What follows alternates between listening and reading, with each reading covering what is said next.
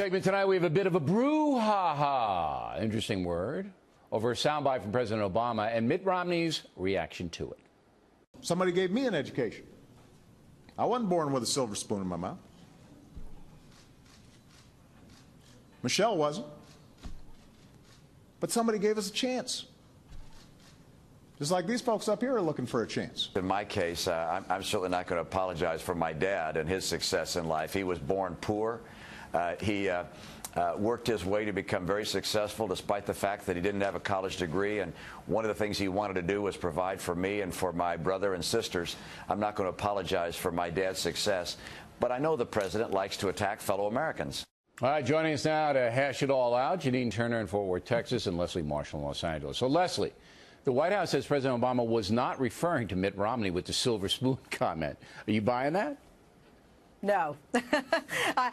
No. 3 years ago, we could say that when he made that remark before. But when he's saying that, I don't think he... When did he make it before? I don't remember that.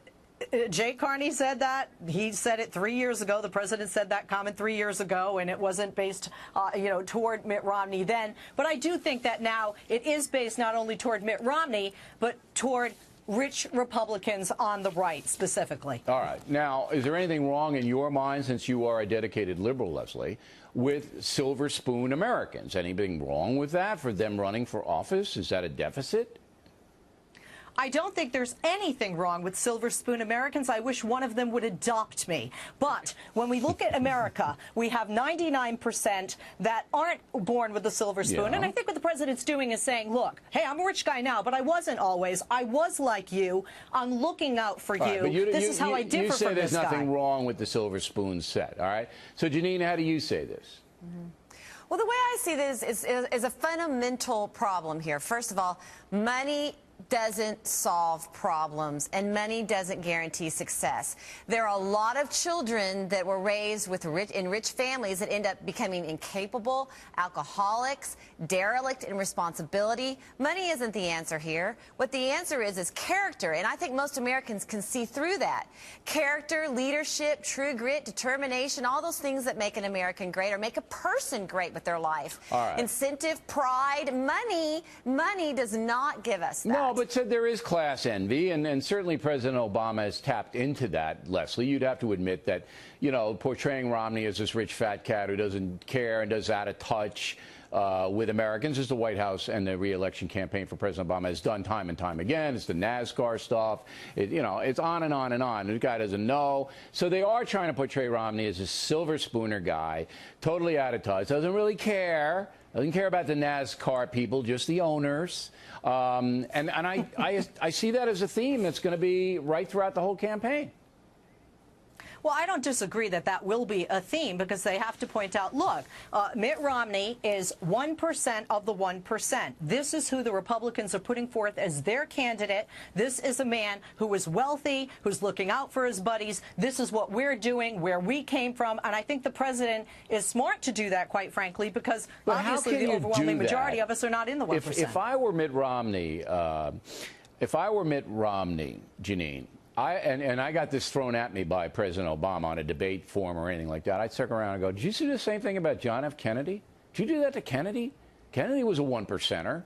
Did you do that to FDR? FDR was a 1%er. What are you doing? Yes. Are you saying that, I had that rich same people? Thought. Yeah, I mean. I had that same thought earlier. You go all throughout history. George Washington, the richest president of all of them. Yeah. Okay, and are you saying that you're not qualified for public service? And then the president would say, no, he's just out of touch. He doesn't know what the concerns are. And then you could say the same thing about JFK. He lived in Hyannisport. He lived in Palm Beach. He's educated at Harvard. I mean, I'm researching my Kennedy book now, and it's very interesting, JFK's approach to black Americans back then when he was president. I'm not going to give anything away. But I think President Obama leaves himself open here big time, Leslie, if he starts to go down this road seriously. Well, I hear what you're saying. If you look back and talk about certainly other people like JFK, certainly Rockefellers, et cetera, Donald Trump, people that were what somebody would say had it handed to them versus worked for it. But I don't think that is not the point that I hear the president making. The president is making the point that you have a rich candidate who is proposing to go against legislation that would make, for example, the Buffett rule, to make rich people pay more. Yeah, he's going to say he's trying to protect his own. Who, That's legitimate, Janine. And Janine, he's going to have to answer that. Romney's going to have to answer that. Okay, well, I think the bottom line is Americans are smarter than this, and Americans don't really care. What they care about is $4 gas, being bullied by foreign countries. Your children might have to wait 6 months to get an MRI. The incredible debt and deficit. What kind of messages are we teaching our children? It's okay to be in debt. Be followed by creditors. It's okay to be bullied, really. Our country's being bullied. There's so many bigger issues in this, and I think Americans are smarter, and they're going to see right through it. All right, ladies, as always, thank you. Plenty more.